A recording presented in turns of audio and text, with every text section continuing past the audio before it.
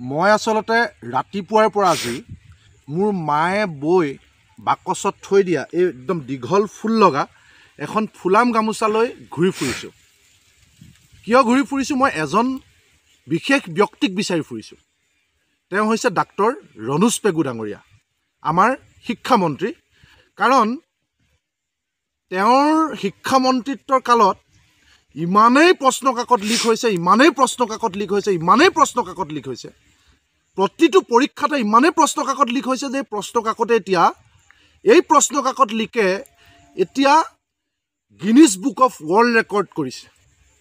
গতিকে মই এই আপাহতে ভাবিলোঁ যে এখেতক এখন ফুলাম গামোচা পিন্ধাওঁ। মই আপোনালোকক অনুৰোধ জনাইছোঁ, তেওঁ ক'ত আছে কোনোবাই যদি দেখিছে মোক এবাৰ জনাই দিব, মই তাতে গৈ গামোচাখন পিন্ধাই থৈ আহিমগৈ।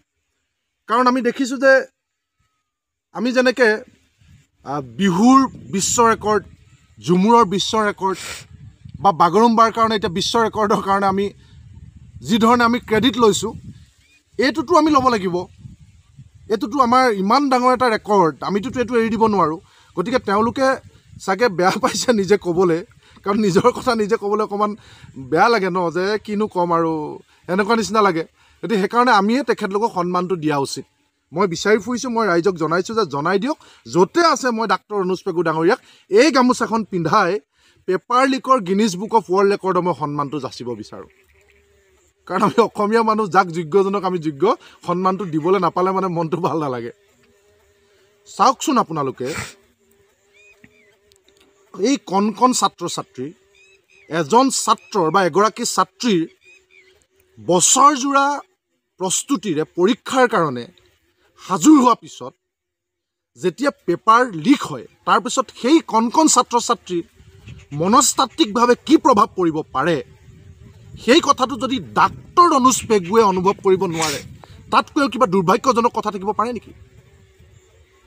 বছৰ বছৰ ধৰি নিজৰ ছাত্ৰ ছাত্ৰীক নিজে নাখায় এখন ভাল স্কুলত এডমিশ্যন দি, ছাত্ৰ ছাত্ৰীৰ টিউশ্যন, ছাত্ৰ ছাত্ৰীৰ কাৰণে অভিভাৱকে কি নকৰে, সমস্ত হিয়া উজাৰি গাঁঠিৰ ধন ভাঙি নিজৰ ছাত্ৰ ছাত্ৰীৰ ভাল মানুহ কৰাৰ সপোন দেখে।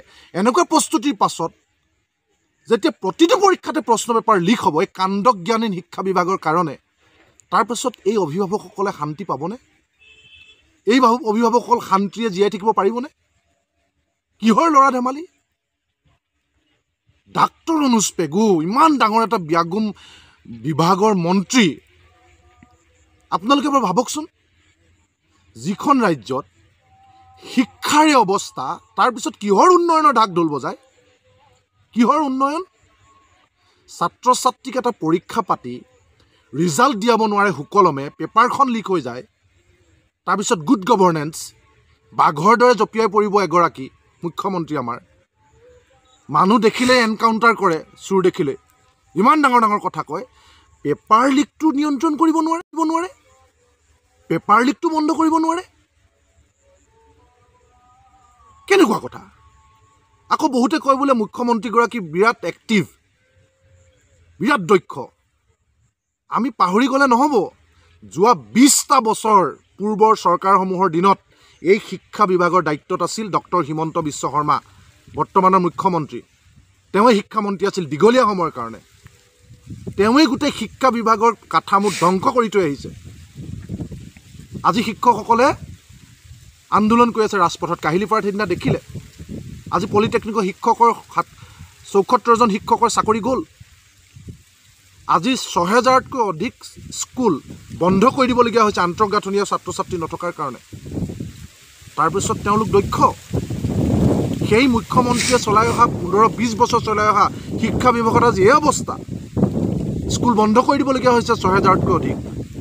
শিক্ষকক দৰমহা দিব নোৱাৰে। পেপাৰ লিক হোৱা বেমাৰটো ঠিক কৰিব নোৱাৰিলে।